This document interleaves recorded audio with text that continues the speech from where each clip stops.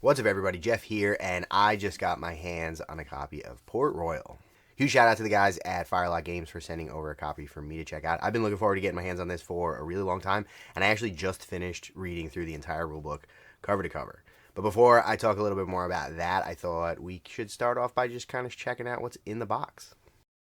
Well, isn't this a pretty box? I just got in a copy of Port Royal. Firelock Games was kind enough to send me over an early copy so that I could check it out. And I'm excited. This is something I've been looking forward to for a long time. Coming up on a year now, I guess. This is related to Blood and Plunder, a game that I'm very fond of. But instead of a sort of medium-scale war game, this is more of a Mordheim-like sort of a campaign game with a much smaller model count. It's more of a skirmish style game than what you might be used to from them. So, still all piratey and Native American-y and maroony and all that kind of stuff. Really cool stuff. And there's a whole bunch of stuff in this box, it seems like. I kind of forgot that the box is going to have so much stuff in it, but let's dig into this.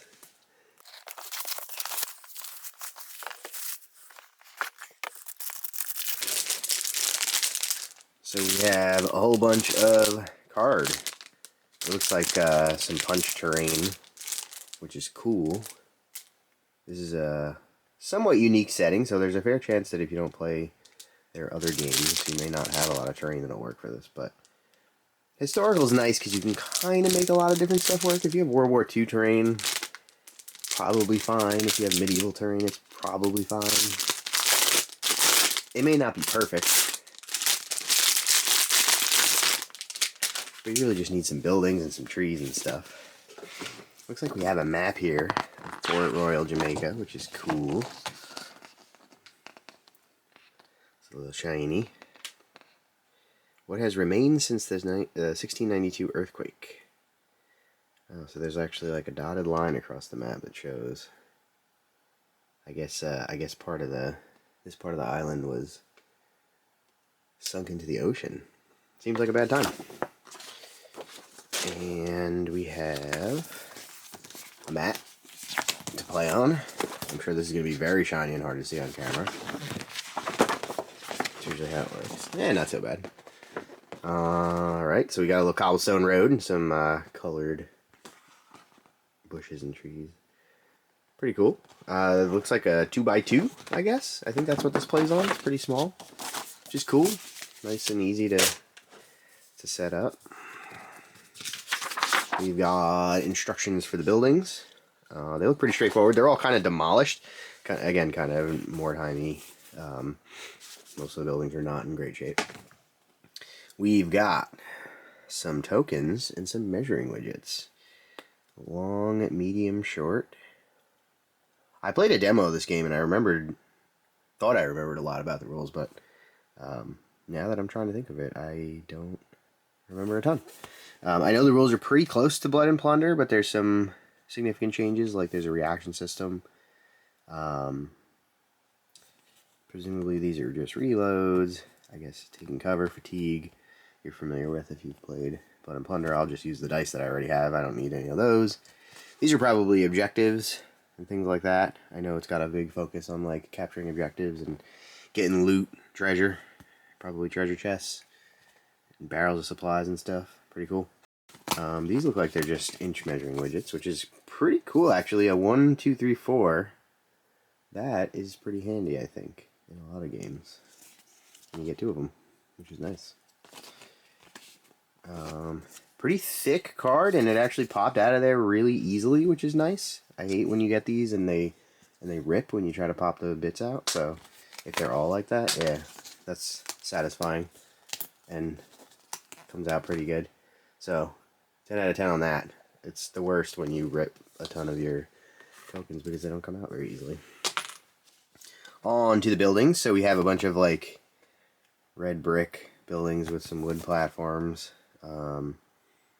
Yeah, like not super like unique looking, I guess. I guess the architecture in Jamaica at the time wasn't unusual in any particular way, so they just kind of look like buildings, like I said. probably just use whatever buildings you got. Got some sand on the ground, which is cool. You know, that just kind of looks like a building from a couple hundred years ago, or even something more modern now. Like I said, I probably have a bunch of World War II buildings that aren't too dissimilar from that. So that's cool because it means that you have some flexibility and some options if you want to mix stuff up a little bit. There's quite a bit of it here, actually. This is pretty sweet. I might have to pop some of this stuff together and see what it looks like.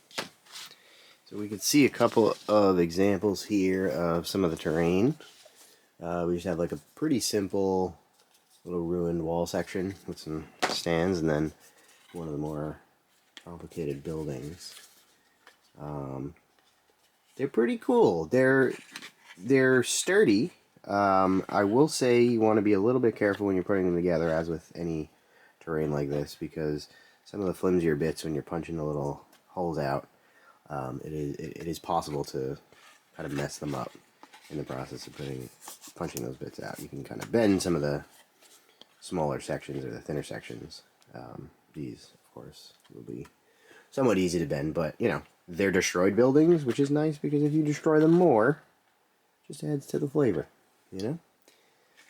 It looks like there's quite a bit in there, though, which is pretty sweet, but I think you kind of get the idea there. So let's move on to the next bit. And down now we get to the rulebook itself, and looks like it's a soft cover rulebook that we're working with here.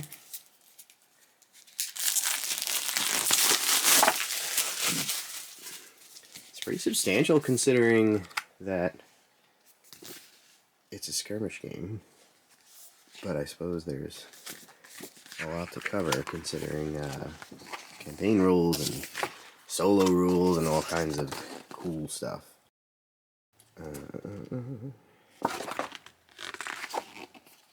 Table of contents. So we have rules for how to play the game, list building, army rosters, Jamaican pirates, French buccaneers, Spanish Guarda Costa, Carib Raiders, those are the Native Americans, Maroons, Forces of the Crown, and Dutch Capers. So pretty good spread. I think if I remember right, only the British have 2 different armies they can play because they're special, I guess. I don't know. I don't think they're that special, but here we are. We got special weapons, scenarios, campaigns. That's what I want to see. A couple of pages about how to run campaigns, and then multiplayer, solo, and cooperative play. Yeah, I'm definitely looking forward to digging into this and seeing what they did with that. They actually put out solo play rules for Blood and Plunder a long time ago around COVID, and it was pretty interesting. So I'll be curious how sophisticated the AI rules are for this and how it's all going to work. I'm going to have to give it a go.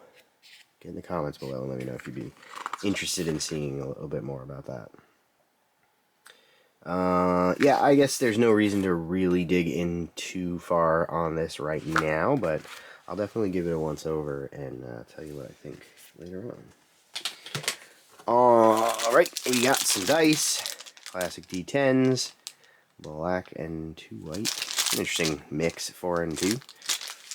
I have a million of those. Let's get to the good stuff. The minis. So, there's a bunch of minis here. I actually don't remember exactly what's in it, though. I think these are the characters. So we got a Blackbeard. We got the little priest guy.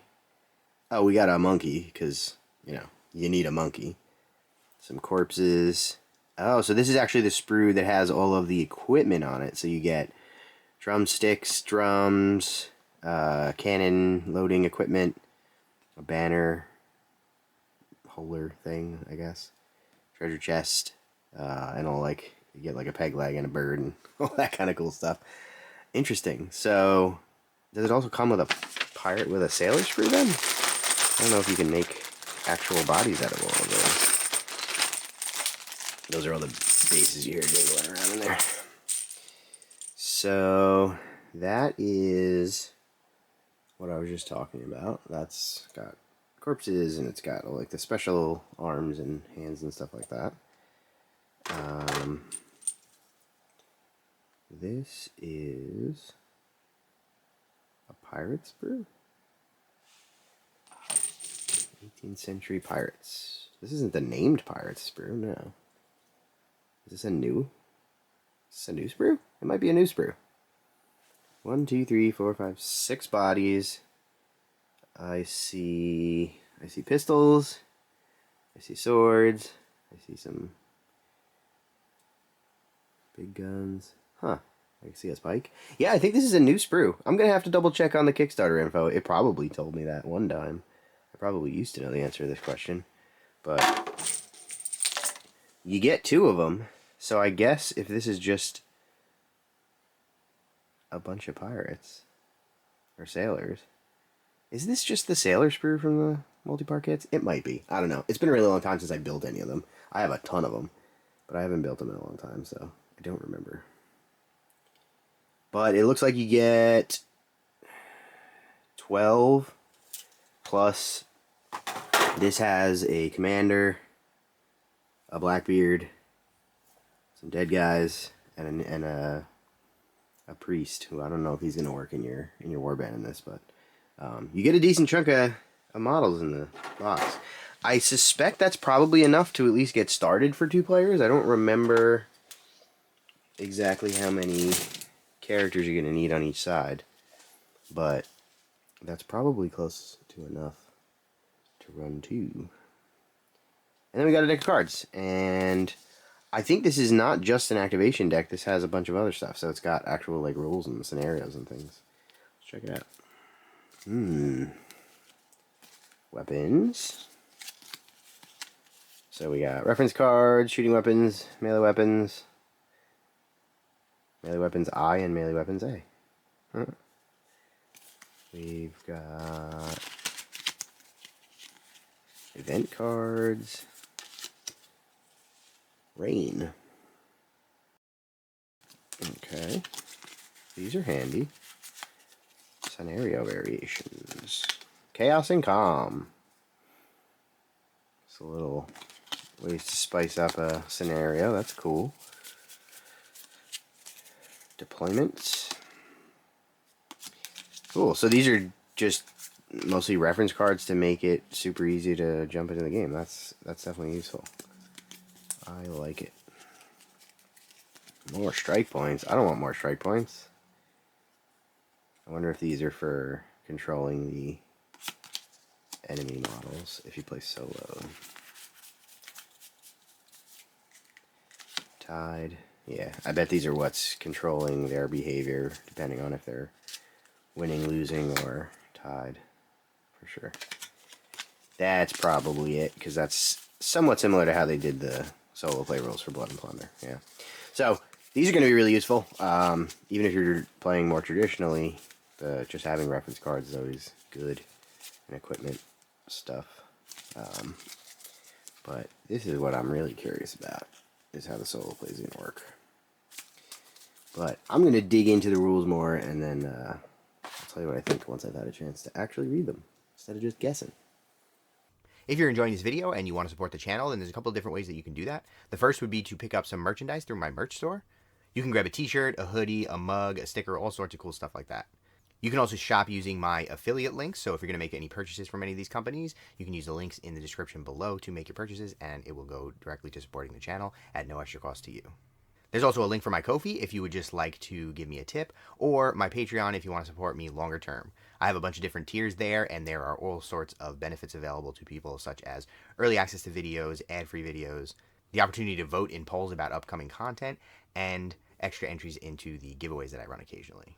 But if none of that is your cup of tea, no problem at all. Just make sure that you're subscribed to the channel and leave a like on the video. It actually helps a tremendous amount. And if you want to go the extra mile, then consider sharing the video out with some friends who you think might find it interesting. The YouTube algorithm is not kind to small YouTubers, so that helps a whole bunch.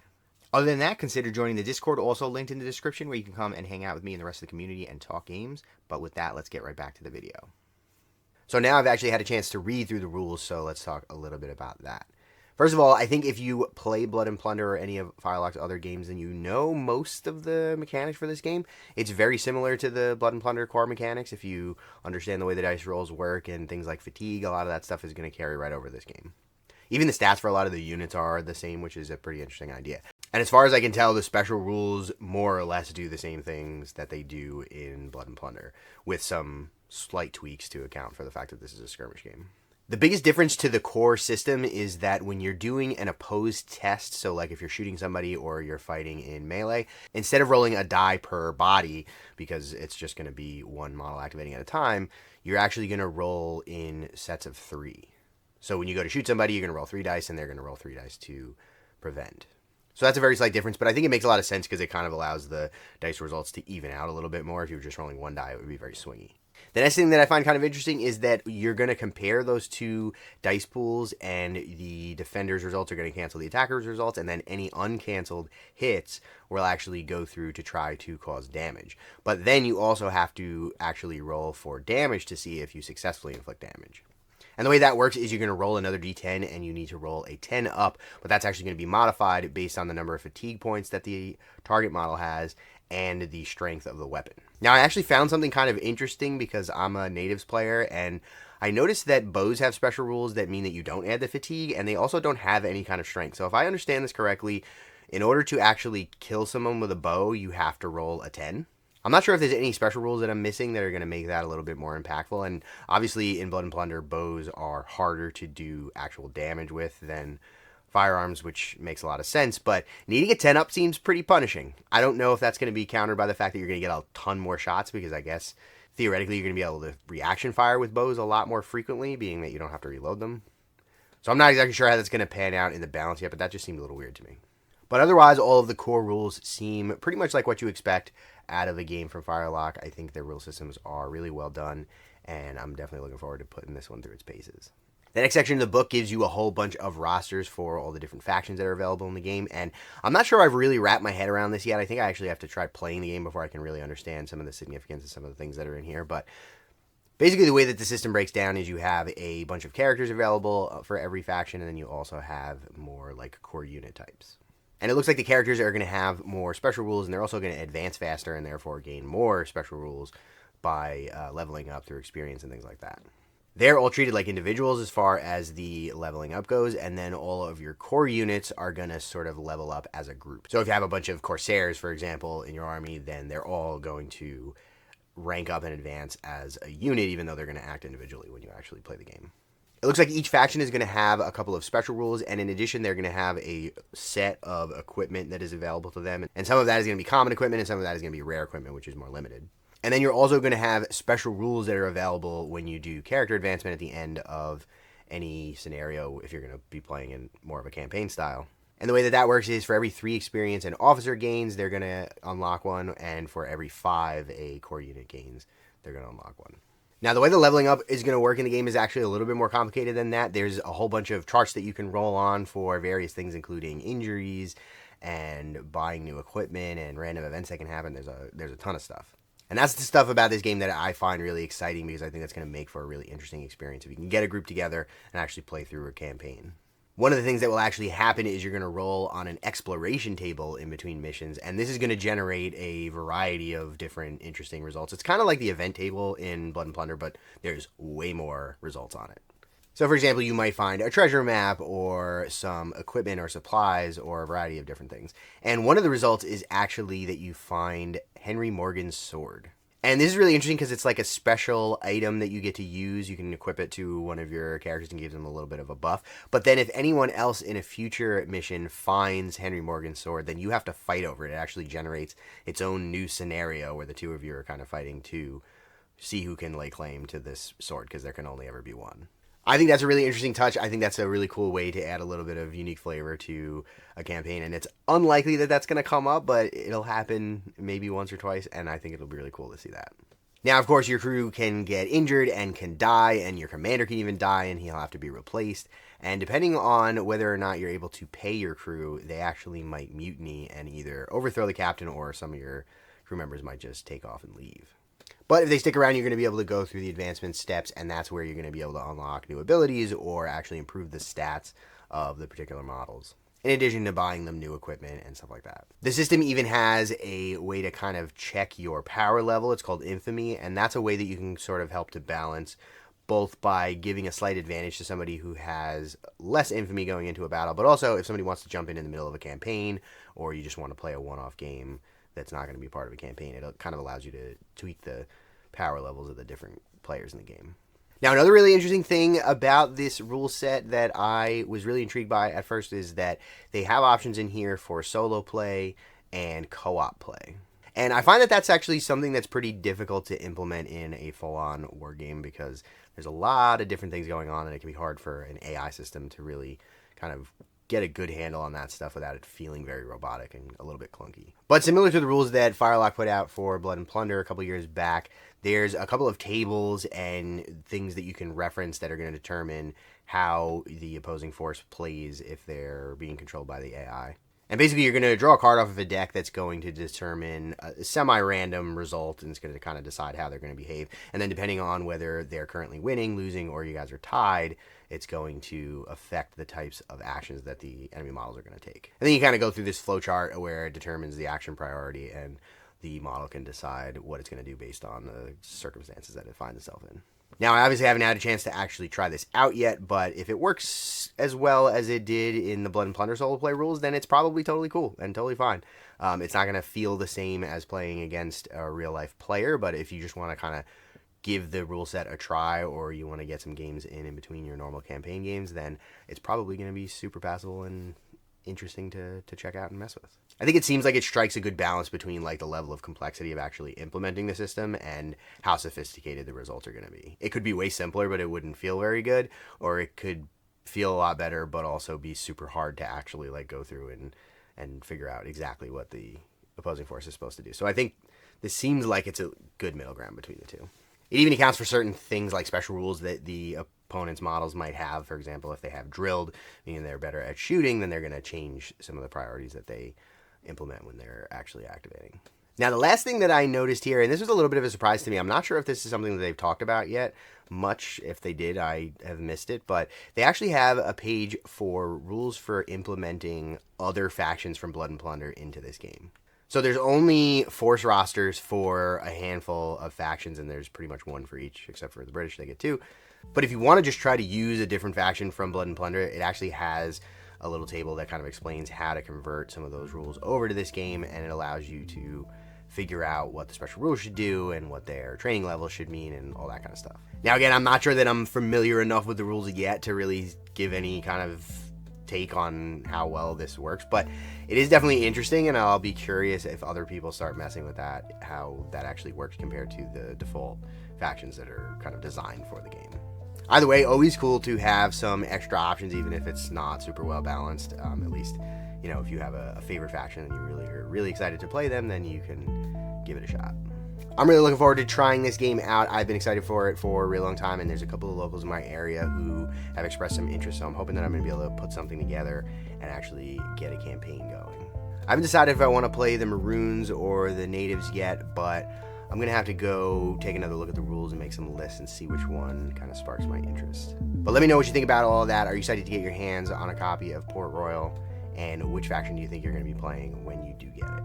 Stay tuned, because I plan to have more on this game coming in the future. And if you missed it, I actually put out a Blood and Plunder battle report a couple weeks ago, so that'll be linked in the description so you can check it out. With that, I want to send a huge thank you to the Extremely Cool Kids tier on Patreon, the Steam Powered Scoundrels, Dogmatized, and Devin. And thanks for watching.